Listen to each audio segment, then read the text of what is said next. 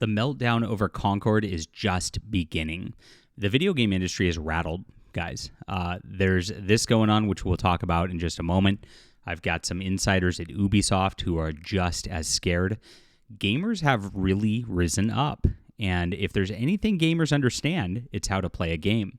And if you think about the way that all these studios work with these AAA projects, how much money's invested, how the larger companies react to this kind of thing, when there's a big failure or a big success, gamers know that they can put their monies where their mouth is, and they can win that game. And they'll do it a lot better than these little designers and whoever it is that are really invested in identity politics, because their politics are more important than the game to them. And that's for the micro game of Concord and the macro game of life too.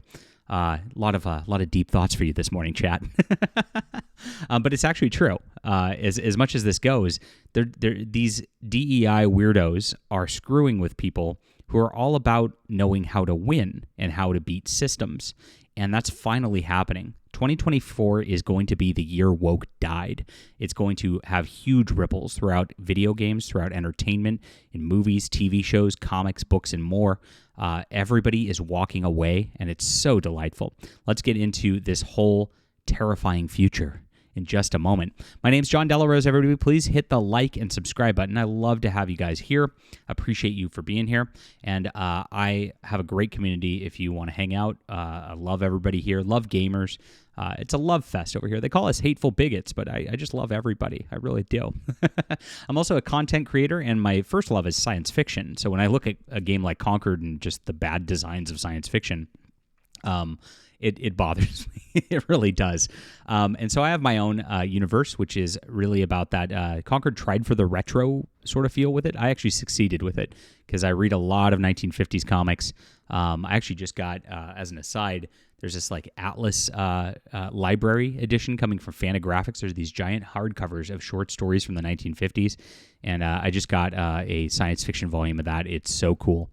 But this is what I'm doing here. We're producing our own books. We got 7 days to go. It's our most successful campaign ever. Hit 500 backers over the weekend, $38,000. Awesome.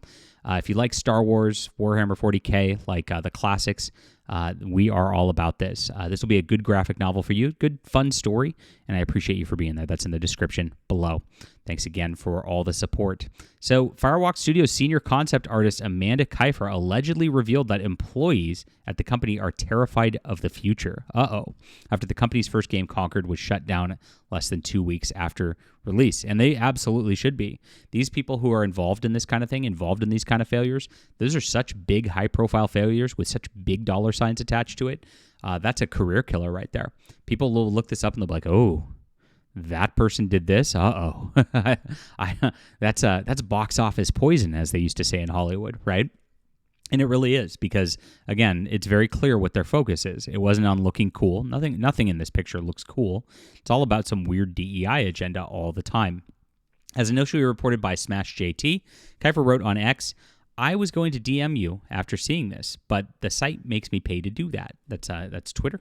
So at risk of getting dogpiled, I'm just going to say this here. A lot affected the art side of Concord, including design by committee, failure of some leadership to listen to the art team, etc.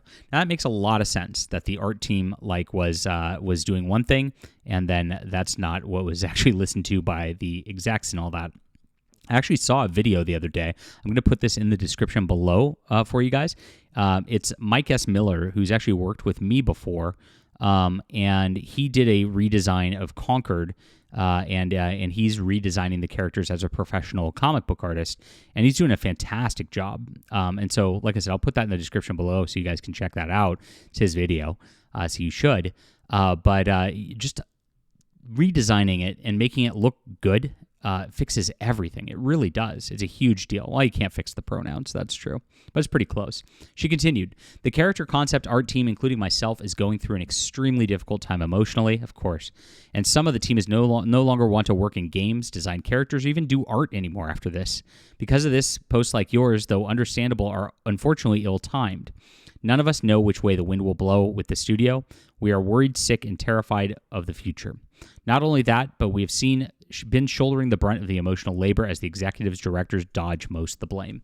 So they are the execs, the people who are actually making these DEI decisions, that are pushing this on the artists, that are not allowing the artists just to do their natural work, and actually you're putting too many fingers into the pot there. And this makes a lot of sense if you look at it. Look at something like The Acolyte or Doctor Who, and you could see like the set designs and things like that. There's nothing wrong with those. Those concept art people are doing their jobs. But the problem lies at the top with the Leslie Headlands, with the Russell T Davies. Now, it's easy to identify them when it comes to a big production TV show like that because they're out there giving interviews. But for something like Concord, the posts just go about the game, and then, this sort of thing happens. So I don't know. I try to give the benefit of the doubt to the laborer a little bit, but at the same time, it was your design, wasn't it? Is a thing. It's very crazy. But she adds, behind the scenes, all of this talk about Concord and character designs, people's livelihoods are at risk, and there's very real financial consequences that might hurt us even more.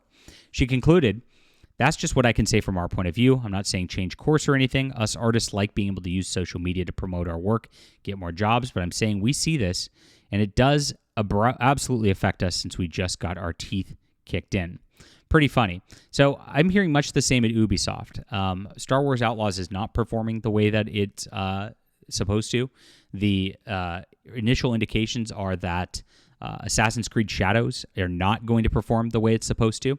And the internal folk at Ubisoft who are there are bracing for huge cuts to the studios, and they're very afraid. They're saying that they're going to, this is interesting, their perspective on this kind of thing. They're saying that the cuts are going to lead towards games being less fleshed out, that being less polished, because like they're already at a point where they don't have enough capacity as it is. And that those cuts are just going to affect future games and make them lower quality as a result. I don't know about that. Again, that's from an employee who obviously wants other people to do some of the hard work for them. But I'm hearing much the same thing at Ubisoft, that they're very, very frightened of cuts.